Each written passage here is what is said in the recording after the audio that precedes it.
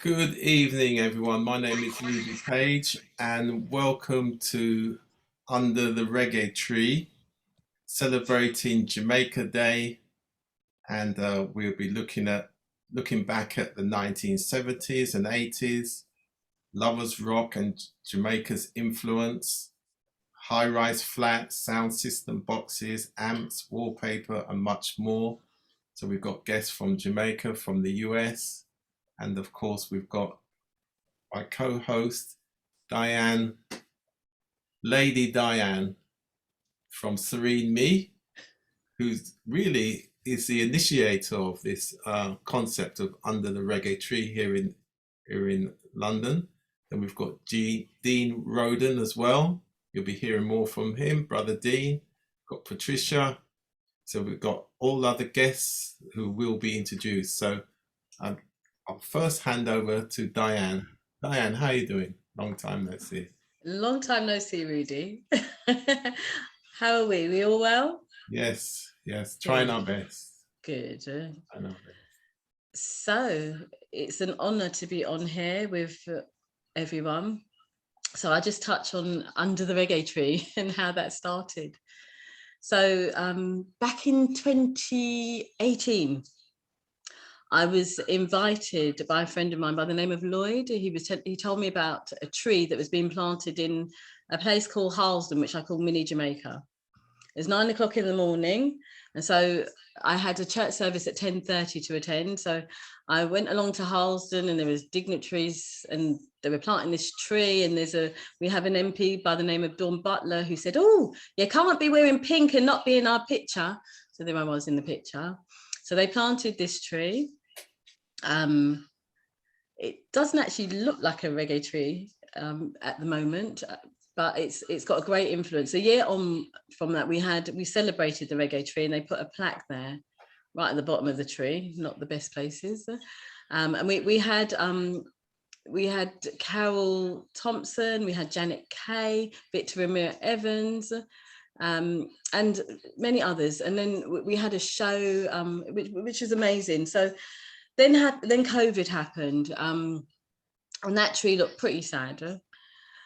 However, I became an interviewer for the No Base Like Home, which was so the borough I live in is a borough called Brent in London, and it's known for reggae music, very famous for reggae music. So we were the Borough of Culture 2020. That's how I connected with Rudy. Just going back a little bit, on that day, it was the 1st of July in 2018, there was a gentleman that organised the planting of the tree. His name's Kwaku. And I remember him saying to me, "Oh, because I was making suggestions about this tree, and and he said, "Oh, you're a good person to keep in contact with." And so Kwaku got me involved with events and stuff. So anyway, moving on with Rudy, I connected with Rudy in 2020. I interviewed him as part of the No Base Like Home, the reggae side of the Borough Culture 2020. And we were in discussions about the reggae tree, and Rudy has not left my side ever since. I'm so thankful for Rudy. Before I interviewed him, and he started telling me about his work that he did over 20 years ago in Harlesden, I said to him, "Oh, my dad had a minicab office in Harlesden." I think I actually said the name of the minicab office. And he said, "Oh, your dad Arthur." Yeah, and so it was great to hear the story that my dad was one of the elders back then that influenced this young person that has turned into a very influential and inspirational, amazing individual that's in my life now and has inspired me. So the reggae tree, as I said, is not looking like a reggae tree, but it's inspiring Jamaica to plant reggae trees. So it's just, I say it's a bit like people. People look at people and they kind of, they don't notice us. Yeah. That tree, although it's not looking like a reggae tree, it's looking pretty sad, if I'm honest with you. But it's inspiring Jamaica. To plant trees.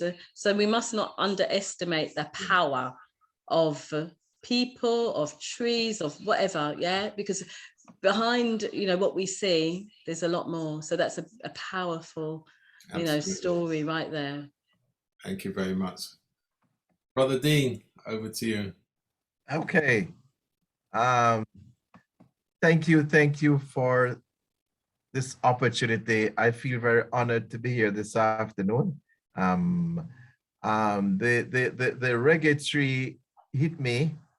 Being a guest on Rudy's show on several occasions, I've met Diana, and I love that reggae idea. Reason being, I've been a scout leader from Jamaica for over the past 30 years. I've been to Antigua, I've been to the Cayman Island, I've been to the US, where I trained some of the top scouts. I'm here in the United States now. I am here in Connecticut, and the first thing they ask when you're going to give an item, you have to sing a Bob Marley song. So once you live in Jamaica, so we just imagine the bobsled team. Every February, I would take my scout group to what is called a clown night, where we have to have the sleigh and all those things, and they're all of Jamaican parentage. And sometimes we have 300-400 people. Our group, the reggae group, the reggae troop, so we have to perform with a reggae song, and that's what makes Jamaica. No matter what era you're in, reggae is the heartbeat of sports, of every entertainment. I have the honor of introducing, awarding several reggae artists. As you can see behind me, these are some of my these are my artwork that I've drawn, and I've had the privilege of presenting Bunny Wailer. Can you imagine the Honorable Bunny Wailer before he died? You present Bunny Wailer with an award, the Scout Ambassador Award, and you signed my autograph. So that's a $1 million piece behind me there. Luciana, I also draw Luciana and present it to him along with the Marcus Garvey Award. And he also signed my thing. There was a park in the Connecticut where they call the Marcus Garvey Park, and that's Marcus Garvey. When I went there with my art pieces, I sold over $100 worth of my artwork because Marcus Garvey's son, Julian Garvey, he signed that piece there. So reggae has been a part of me throughout my life. And I'm from the community of Hermitage, Augustown, and I've started a new program, from the idea of Rudy and Diana. It's called Under the Reggae Tree. Let's talk under the reggae tree with Uncle Dean, just to spread the reggae tree across the globe. And this is an empowerment program for young people. And they would come on my program every on Tuesdays to just come and sit with Uncle Dean under the reggae tree. And I tell you, it's a problem to get them off that program, because the objective of that, growing up in Jamaica, it's on the corner where we were taught most of our life skill. You learn to play marble. Your parents don't have time to teach you marble to spin gig. So you get that street smartness from under those reggae tree, under the ackee tree. So that reggae tree in Jamaica is the ackee tree, the mango tree, whatever tree you can think about. The marble, the gig. That's how we were taught by those senior people, guys on the corner who taught us. So it's really a privilege and an honor to be here this afternoon. All right. Thank you for that, Dee.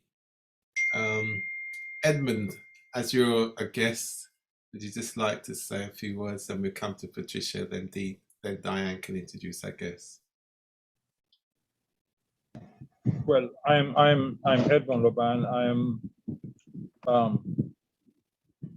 chairman for the Scouts Association of Jamaica. I am a business consultant by profession. Well, I've not been really reggae apart from attending a couple of Sumfests when it was around. But I am also involved with Dean Roden's. Well, my kids are involved with Dean Roden's under the reggae on the corner as well, which as he said, it's quite interesting to these kids in terms of sharing information as it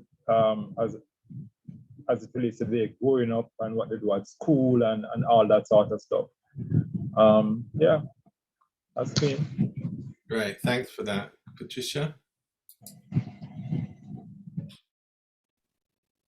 Okay, I didn't know I was actually speaking. So thank you very much for the opportunity and for the platform It's an absolute pleasure. So, like I said, good morning, good evening, good afternoon, depending on where you're from. I will just give a bit of a disclosure. I'm not of Jamaican parentage, but I am African, born of Caribbean parents in the UK. So I have one of those passports that you guys were talking about earlier. And in the UK, I'm a broadcaster. So I broadcast on radio and on television. So I do lots of talking. I love talking, and I love engaging in conversation and hearing people's stories.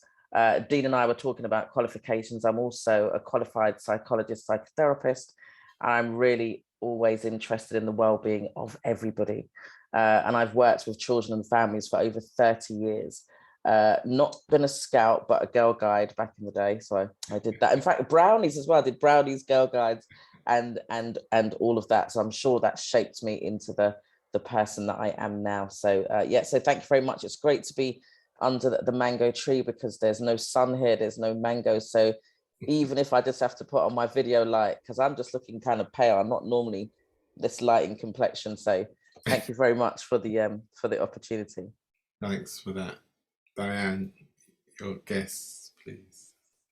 Okay, We've so got Winston Hislop here as well. so welcome to Mr. Winston Hislop, aka General Saint. Okay. Right. Hello, Okay. people. General. Hey, how you doing, guys? We're good. We're good. I'm just sitting here listening to all the, the scouts and the honors and everything like that, and it's just take me back so far back, being a scout in Jamaica, and as I spoke about it on a different platform, the things I used to do, being a Boy Scout, and it had my life. At one point of my life, it was all about being a scout. These 8 years, 9 years, it was always nothing more than being a scout every day. When you're a scout in Jamaica, as a little kid, you breathe, eat, sleep, scout. You look forward to scout meetings. You look forward to the parades. You look forward to, camping, campfire, band practice. You look forward to all of these things. And as I said, scouting has shaped my life.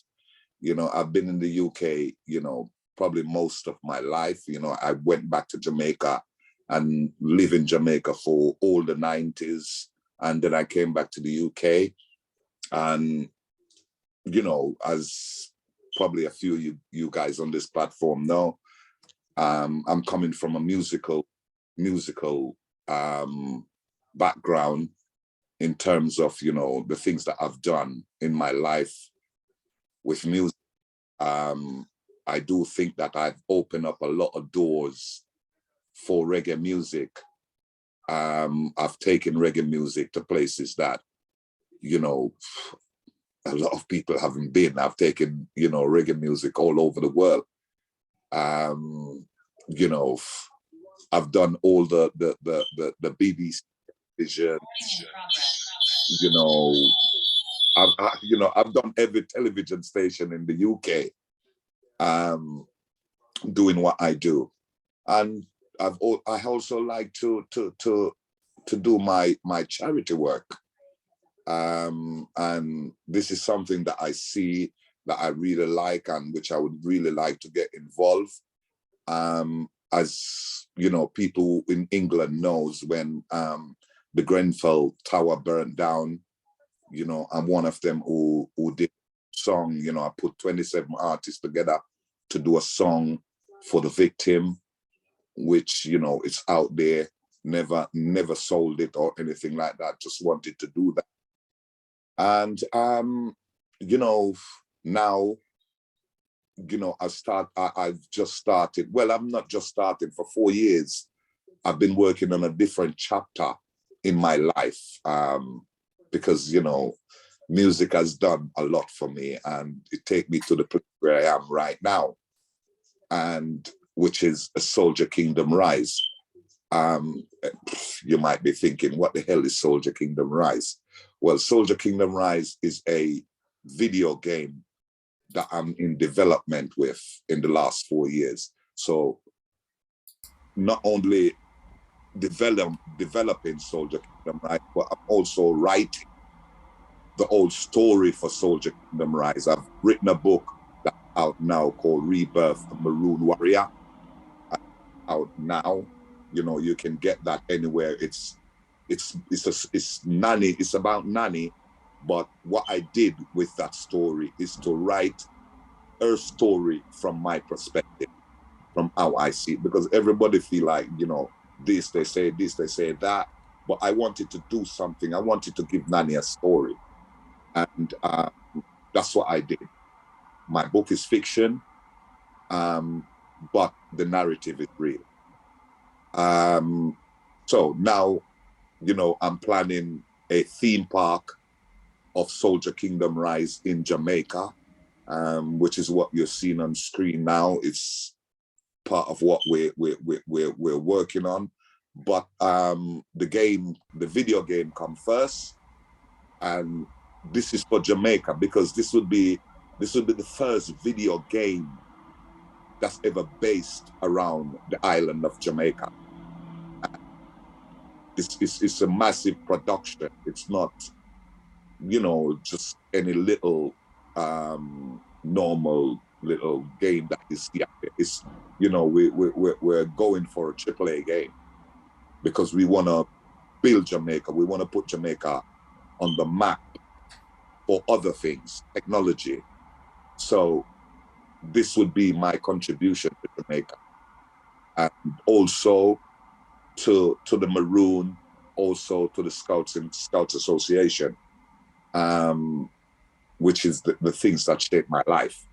So I want, you know, everyone to see and know what I'm doing. I want the Scouts to know, and I want them to spread the word, because, you know, but anyway, I'm not gonna be yabbing on too long, because I know other people have to talk, but I just wanted to give you a synopsis of what Soldier Kingdom Rise. Great.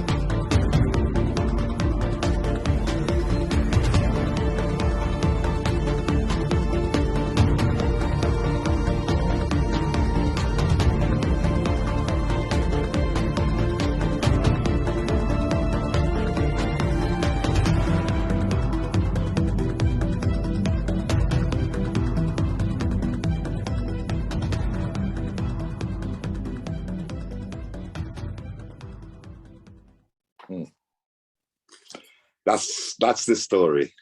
Soldier Kingdom Rise. Rudy, take it away, sir. Great story, great story. Thank you. Diane, thanks a lot for that, Winston, aka General Saint. Brilliant, brilliant, creative. And an important part of this year's Reggae Month for us, and has been able to share Winston's work in terms of the video, the book, and as he outlined, he's a well-established singer. And this positioning for us is the importance of reggae as it relates to the wider creative economy and the creative industries. So it's so pleased to have such an initiative as part of Reggae Month. I'm pretty sure it's the first time that this element has been done. Last year, what we did, we had different one-to-one sessions with artists, promoters, some of the key individuals who'd helped shape reggae here in the UK, and that was part of our creative economy forums, and that worked well. So I was really pleased that we've been able to include Winston's work, and I see us doing much more as it relates to, there's a lot more innovation, in other words, that we can do as it relates to reggae music and the wider creative economy, the jobs, the skills, and our theme for this year, this is Reggae Global and Culture on Fresh FM, is reggae every day, everywhere. And it aligns very neatly with Jamaica 60, reigniting a nation. So thank you very much for that, Winston. Diane, back to you.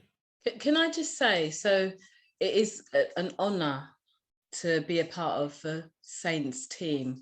But I'm going to say thank you to Patricia, because it's because of Patricia why I connected with Saint. Because I remember, so last year, it was a Saturday morning, and I remember, you know, seeing the post about the interview with Saint, and I thought to myself, I had things to do, and I thought, I'm going to listen for an hour. I tell you what, Patricia's show, I had to listen to it right from the beginning to the end. Yeah. When I heard Saint's story and I heard what it was about, and when I heard him mention Vincent Knapp, so big up to Vincent Knapp, he's not on this platform. Yeah. I felt that connection. And that week, I remember, so Pat was at the Hooten Nanny with Saint. She was doing the reading, and I remember it was a Thursday. And I remember, Pat invited me along. My father-in-law had passed away, and his funeral was a Friday. I remember saying to Pat, I've got to be up early the following morning. But Pat, I thank you, for inviting me. I thank you for the connections, because what we have here is just absolutely amazing. So when we work and we were led by our creator, and it's not about self, it's about working together, and it's about that oneness, we can do amazing things. So Pat, I thank you, for the connection. Yeah, great. Okay. Great. Is there anyone you want to introduce before we go back Okay. into the 1970s and 80s? Are you trying to say I'm going on, Rudy? Yeah. Okay. All right. So you go on. That would never happen. All right. So I'm gonna So we have. So Samira's not in the room with me at the moment, but so Samira is an amazing lady. She's supported me in such a big way. So she will see the recording.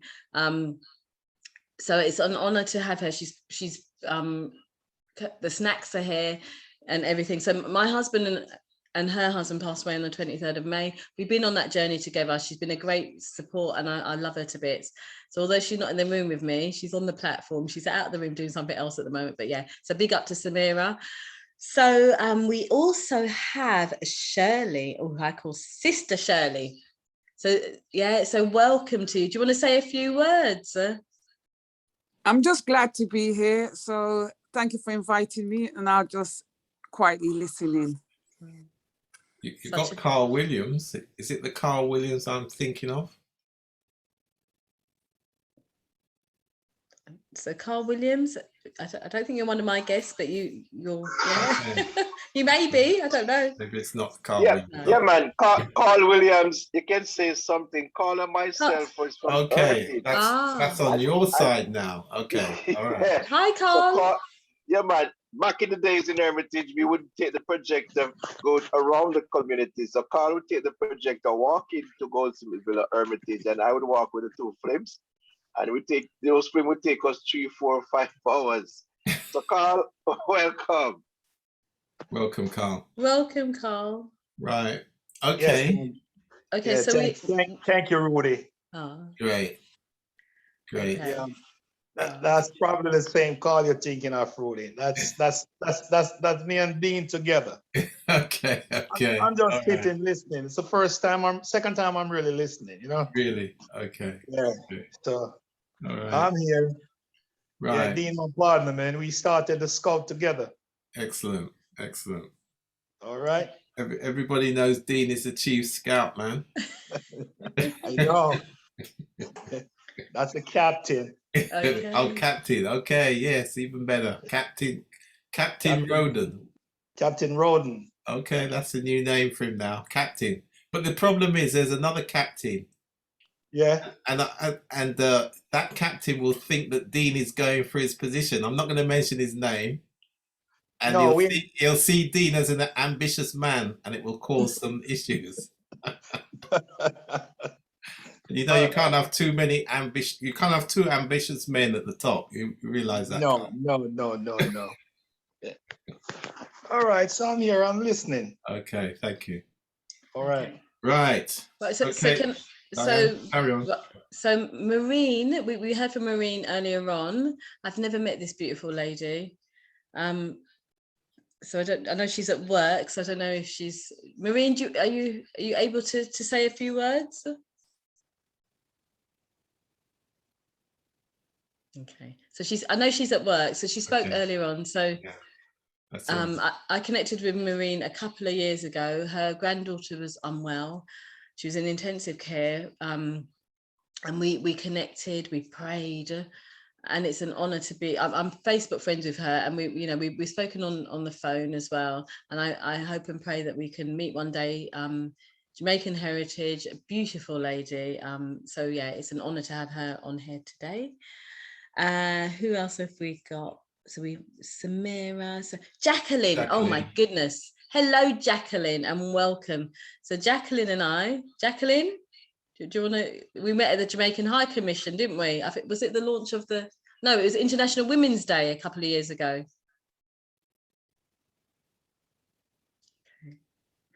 Okay, so right, so what about Sharon?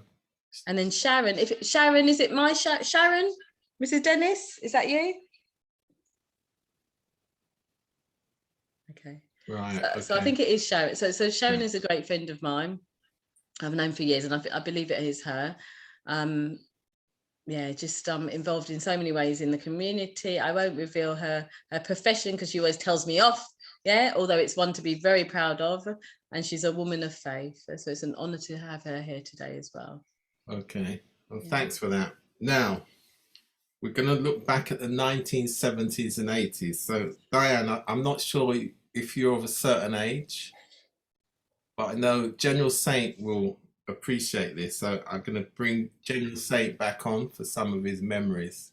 I know. So Rudy, can I just say something? Yeah. So my parents, so my dad would have been 90. So they taught me on the 15th of March. Arthur George Schrouder would have been 90 years old. Really? All right. So those were the teachings. So I may be young, yeah. But you know about it. Okay. I had the teachings. I get the message. Yeah? Don't underestimate you. Okay. But knowing your father as I did, I wouldn't have thought he would have let you out until you were about 30. Well, with my brother, it was like having two dads, if I'm honest with you. But okay, so as we said, this as part of our celebrating Jamaica Day with our Under the Reggae Tree, we're looking back at the 1970s and 80s, and that's UK lovers rock here that was very powerful, and that young generation, which is my generation, were heavily influenced by the Jamaican artists. So you had that great blend of the youngsters here in the UK coming from the cultural background, being in the UK, but then the expertise, the musicianship and the mentoring of the Jamaican artists. And many of and Patricia and both Diane will know, many of the leading UK lovers artists will tell you that kind of support they had back in those days from the musicians and performers from Jamaica. But for us here, also what was important was that we used to go to parties in flats, sometimes on the 14th and 15th floor, and how those guys used to get those boxes up steps and then into the flat. We just don't know. And some of those buildings look we can remember, they used to be literally shaking because of the bass. And you could, before you got to the party, you used to be able to hear, you could hear where the party was, even on the estate. And then, of course, I think that's where this country brought in the Noise Abatement Act. I'm sure it was to do with the sound systems, because they were loud. So, so the sound system boxes, high-rise flats, and the amps. You remember the amps? Mm-hmm. Looking at those amps, again, the way those guys used to make those amps, brilliant. I had one or two friends who was experts at that. And of course, those families who would host the parties, they used to find their wallpaper pretty redesigned. Let me put it this way: they used to definitely get their wallpaper redesigned.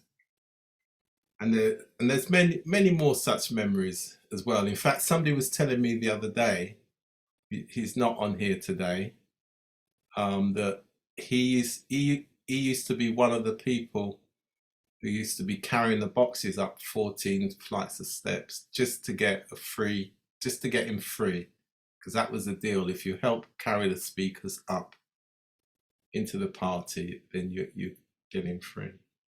So Rudy, yes, can I just interject with you a over little to you, bit? right? I was coming to you now. It's over to you, and then we'll come to you in a while, Dean. We're just gonna do this bit. Yes. Talking about, reggae music in the UK, I used to, love my music from Jamaica growing up. But when I came to England, it was a different, the culture of the music was completely different from Jamaica. Yeah. It's really weird. It's the same music, yeah, but the culture of England was completely different. I do believe that the British accepted reggae on a mass scale before the Jamaicans, and that is serious. You know what I'm saying? Every producer was coming to England, but nobody was going to America. That's right. You know what I'm saying? Because the music, the flagship of the music was in the UK. I probably could sit down and count over 100 sound system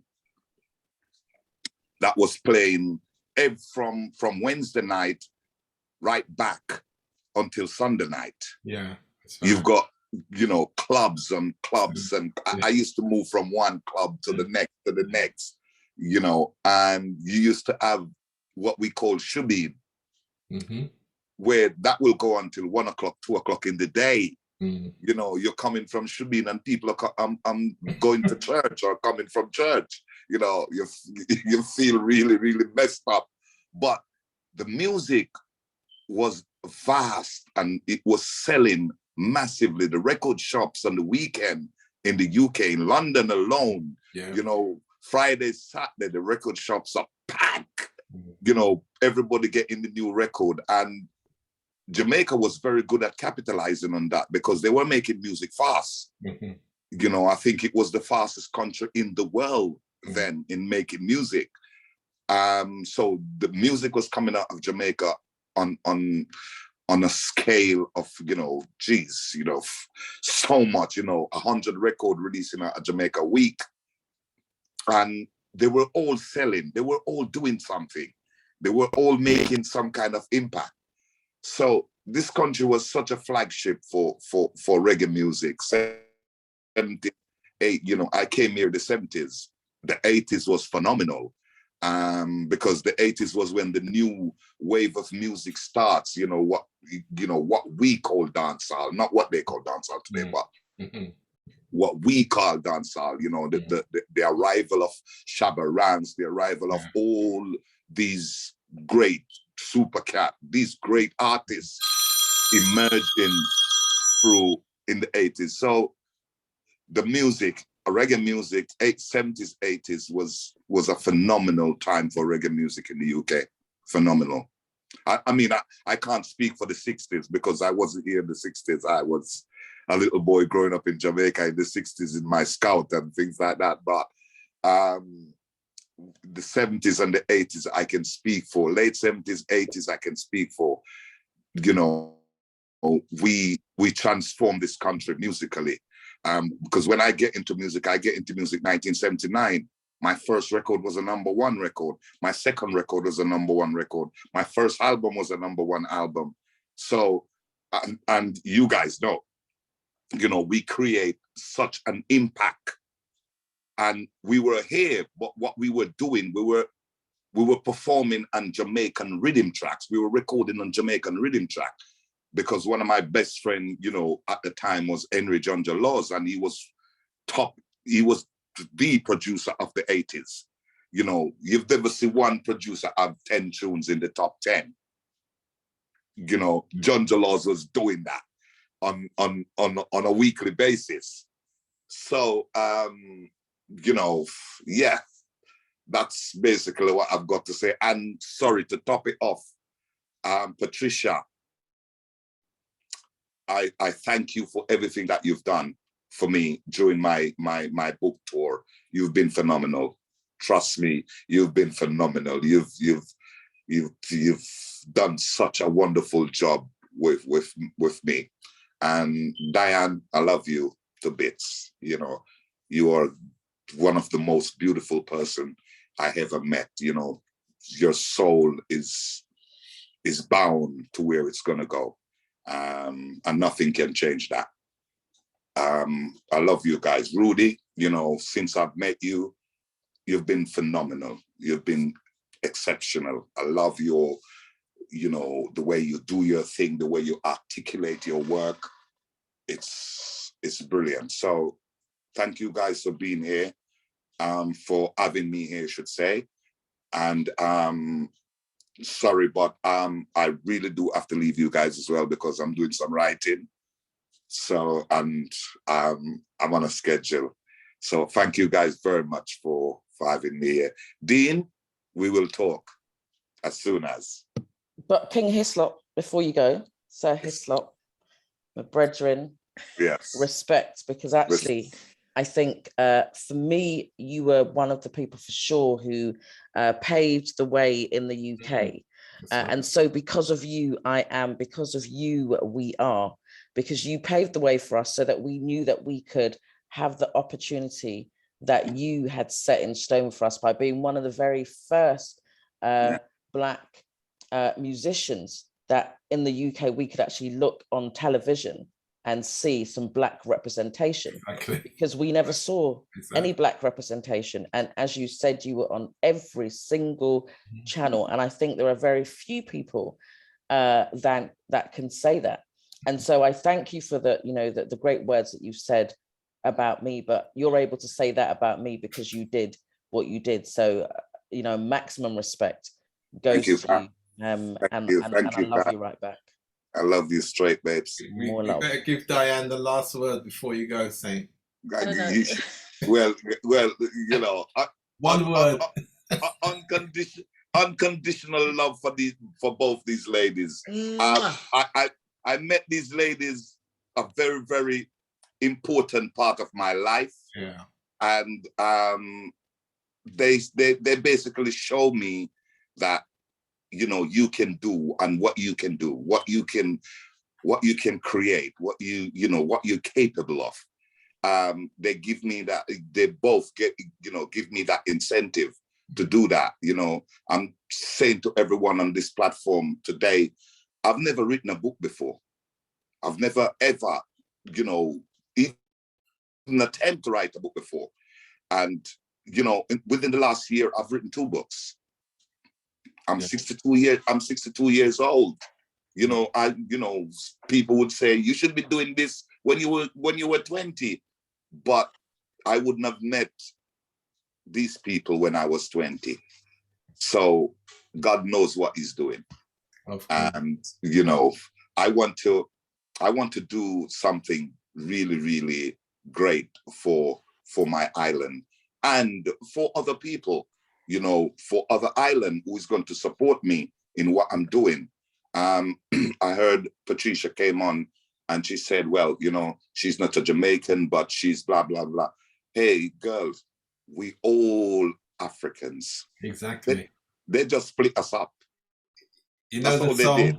You're Africans Wherever You're Born, Wherever you're born. which artist? Yeah, That great song. Yeah, and you know, I see you as who you are. Exactly. A person, a beautiful person. That's what I don't see anything else. So, yeah. You know, big respect. One family. One family. One love. Brother Dean. Right. Brother Dean. Captain Chief Scout. Yeah. You wanted to speak. First I must, you know, people might see me switch. I've been a reggae show in Westmoreland with the Scouts there in Westmoreland. So I was saying it's a multitasking. And I just want to straighten what my brothers say about Patricia. I grew up in the 70s. You know, I was telling someone I knew Beenie Man from Beenie Man and walk barefoot and jump the wall to come hold the mic in the 70s. And 90% of reggae music is based off going back to Africa. Yes. I want you to understand it. Reggae was created in Jamaica, but the purpose of the reggae music is to spread the message of going back to Africa. You know, and you know, if you're, you know, as long as you're a black man, you're an African. You know, and I always remember that. It's in the what, song. you know, Everything's in the song. yeah, you know, so and it's not what I have said. You know, I was in the hospital for like 1 year and a couple of months, and this lady come, one of my nurses in, and I said, boy, what part of Jamaica you're from? And she tell me, say she's 100% African, no sugar, no cream. You know, so we all look alike. We do some drop off in Jamaica, some of they drop off, but that's our motherland. Yeah. But you know, going back to Jamaica, my experience in the 70s was with sound system like Silver Ark.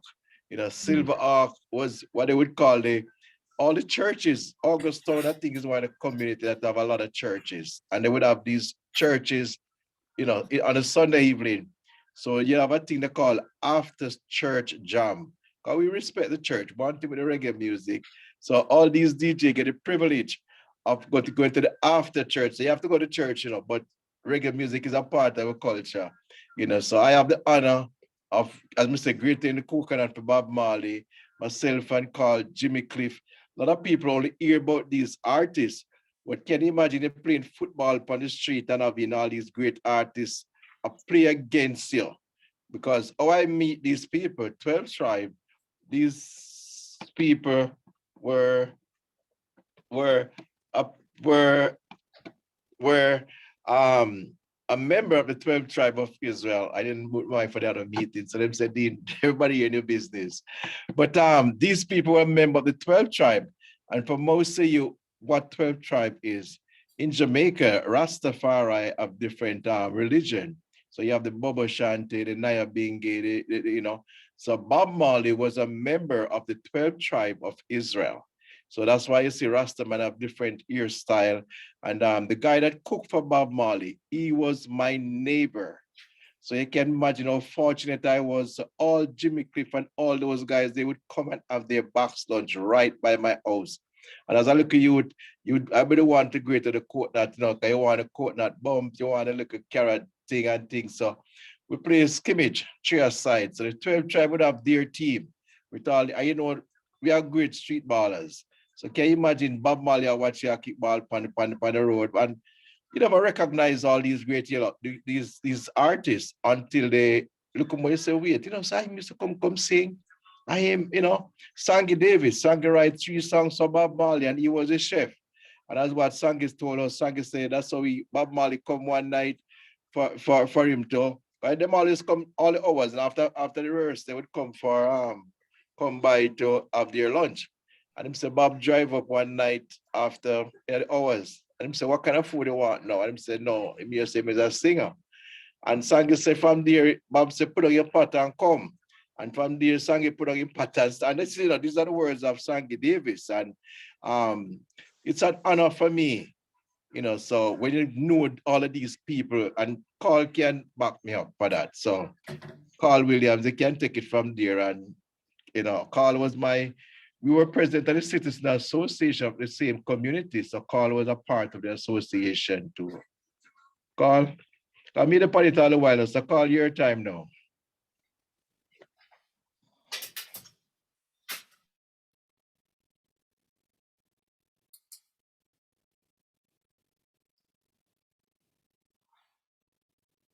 You have to Go ahead, Mr. Williams. Carl unmute, Williams, go ahead. unmute, Carl. Oh yeah. Yes, Dean. Sorry about that. My mic was off. I was listening with your thing there. Yeah. Like Dean is saying, the rehearsal used to be right below my house. So with most of the guys usually come in, we happen to meet.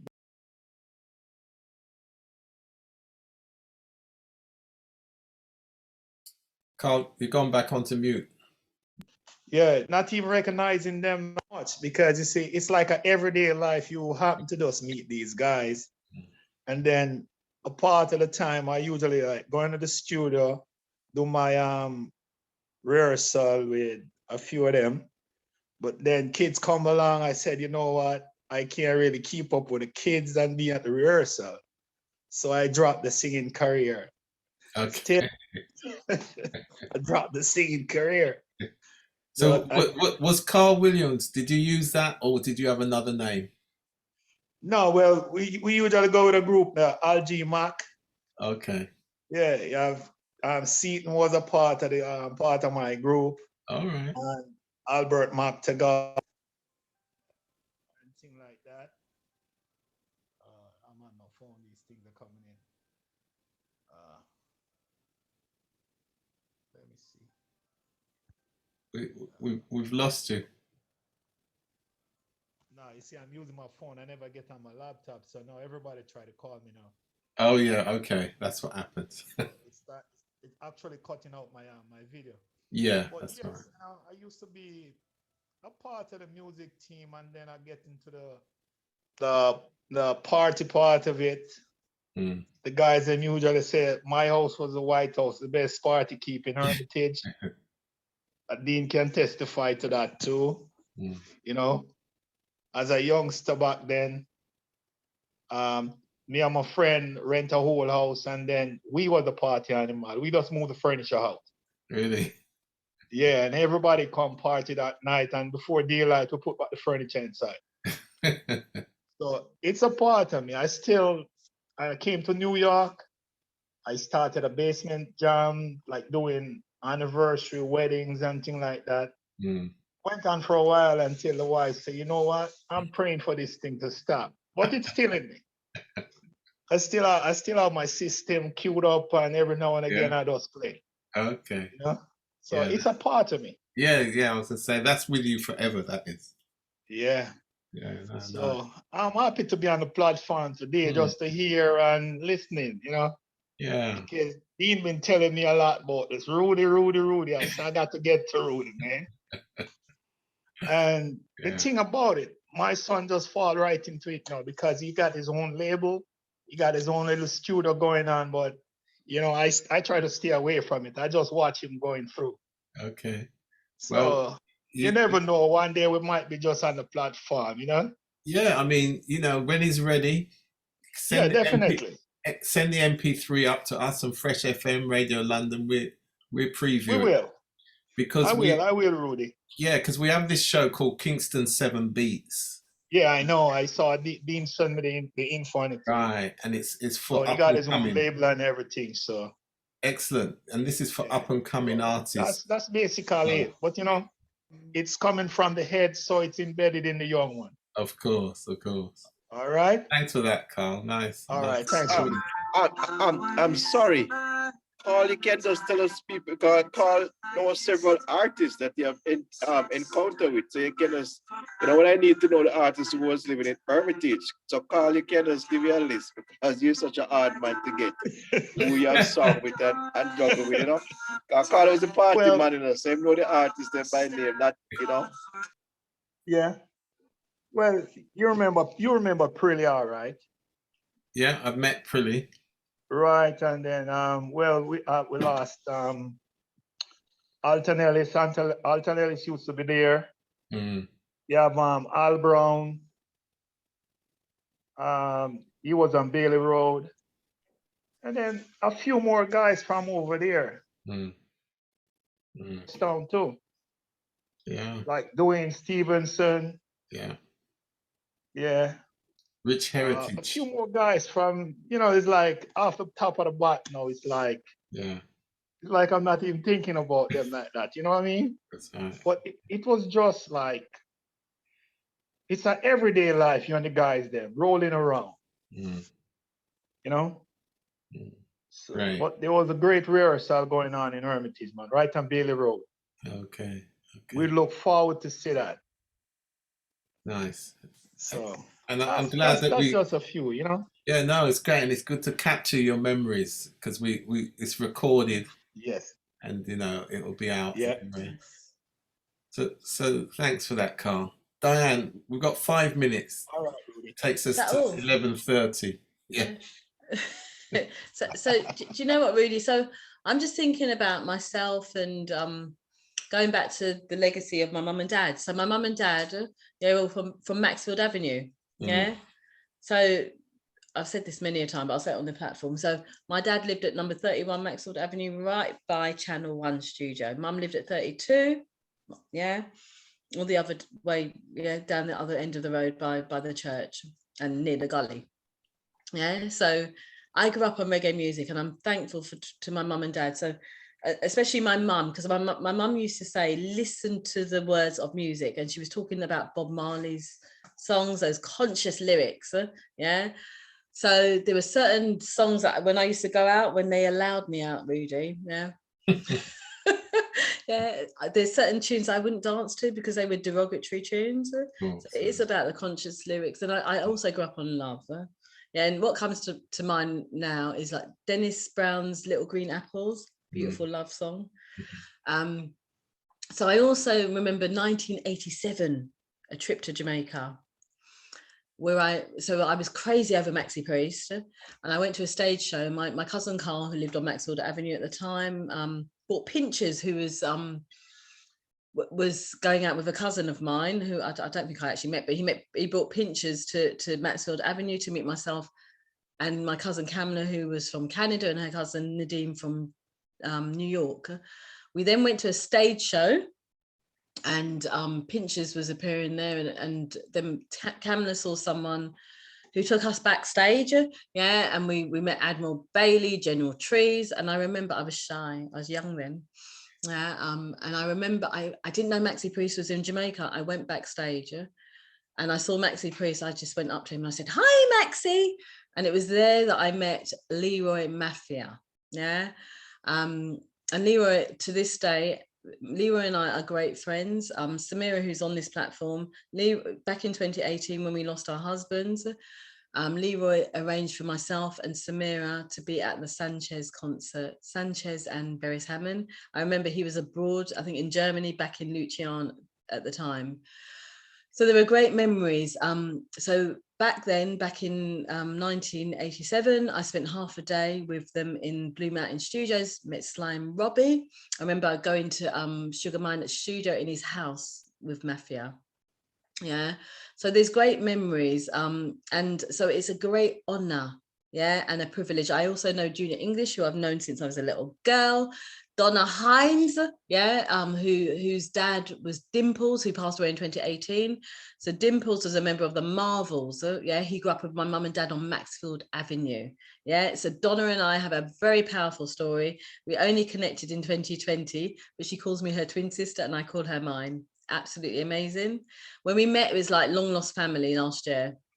So in terms of reggae music, there's so many connections, but you know what? It's love. And today I'm working with the archives, the Brent Museum and Archives, as a consultant. But it's not just about that. You know what? It's about legacy. It's about what my mum and dad taught me. It's about Jamaica. It's about what we can teach them. It's about that oneness, and right here, that love. And Rudy, I thank you for being the person you are, and Dean, you as well, amazing. So whatever I can do by our creator, we're being led by a creator. I'm not about self, yeah, and Saint, you know, he's not here now, but this is all the connection of our creator. And right here, I'm looking at Samira, who I've not seen for a long time. I spoke to her. She came here at the last minute today, and we, you know, this. So Corey, I'm going to say Corey was a music man as well.